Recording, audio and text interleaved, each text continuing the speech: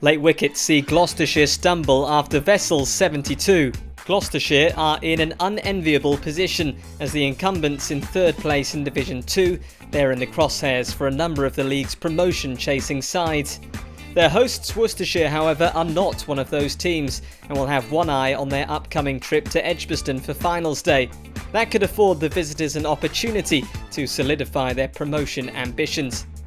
Blackfinch New Road was one of many grounds affected by gloomy clouds and drizzle, the start delayed by the inclement weather. It meant Gloucestershire's decision to field first was a straightforward one, knowing the conditions would favour bowling.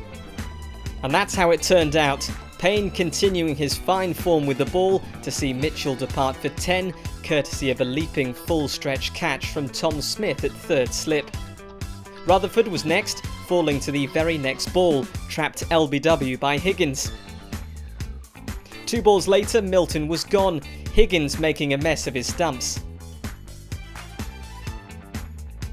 And with Worcestershire edging towards 50, Payne picked up his second. Haynes pinned LBW for 8.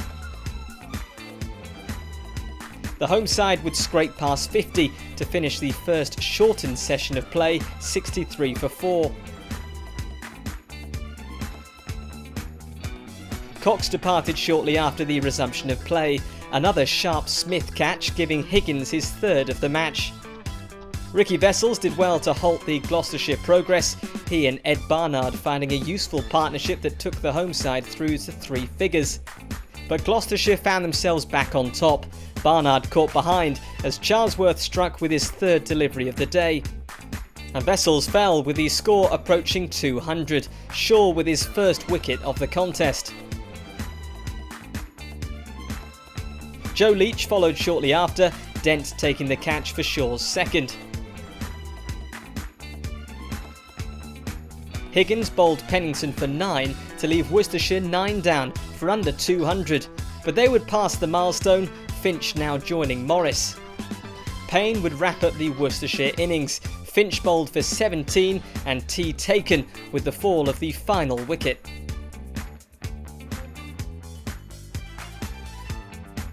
Chris Dent and James Bracey wouldn't fare much better than Worcestershire's opening pair.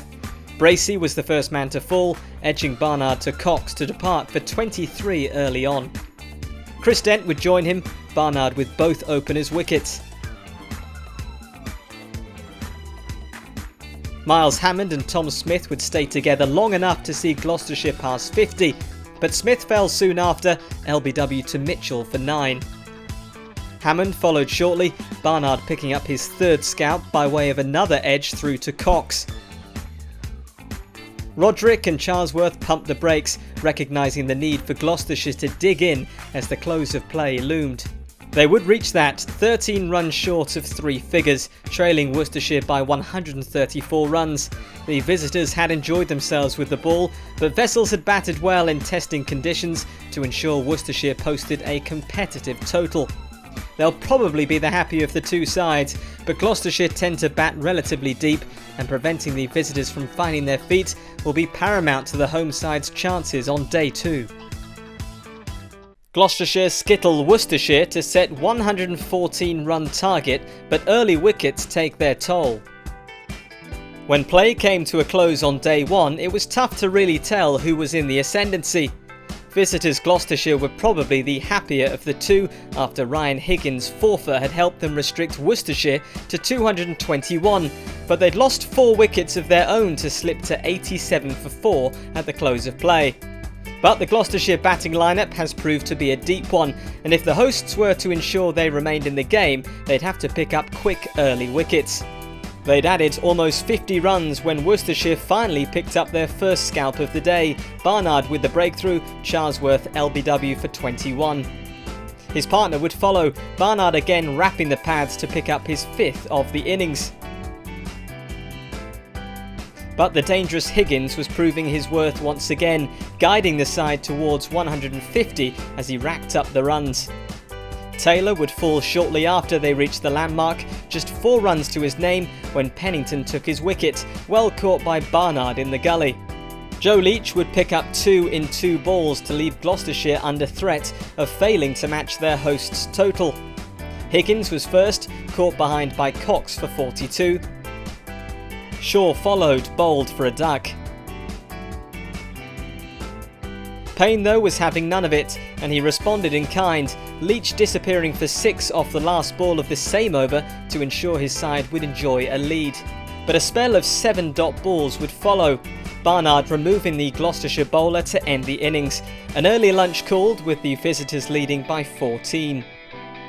It was an even first session of play. Worcestershire missed out on the opportunity of bowling their opponents out for fewer than their first innings total, but they'd ensured the deficit wasn't too great.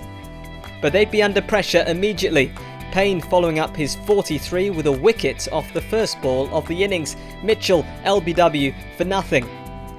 Higgins then had 2 and 2 balls. Haynes caught by Bracey for 20.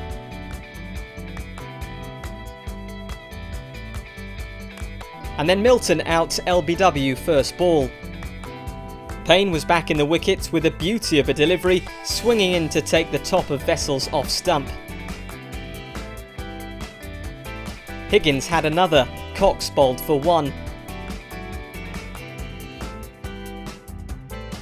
And then Shaw got in on the act, Worcestershire still short of 50 runs when he had Barnard trapped in front for 6. Leach and Rutherford stuck together long enough to reach the team half-century, but they'd be separated soon after. Good work from Gloucestershire captain Chris Dent had Rutherford run out for 19, the tail now exposed with the lead just 48. Shannon Gabriel's first wicket for Gloucestershire saw Pennington trapped LBW for 6, the home side still yet to reach 3 figures. And they'd have to wait until after tea, heading into the break at 90 for 8, Worcestershire with a real job on their hands to dig themselves out of a hole. Leach fell to the second delivery after tea, Higgins 8th of the match, leaving Worcestershire 9 down. Morris ensured Worcestershire wouldn't be bowled out for under 100, he and Finch taking the side to 128 when Gabriel had the number 11 bowled for 6. Their chase would not get off to the best of starts, however. Bracey removed early, caught by Cox off Leach for 2. Morris made it 2, Smith trapped LBW for 5. For a time it looked like Gloucestershire would finish the day, having lost just 2 wickets, but captain Chris Dent would go, LBW to Finch for 22.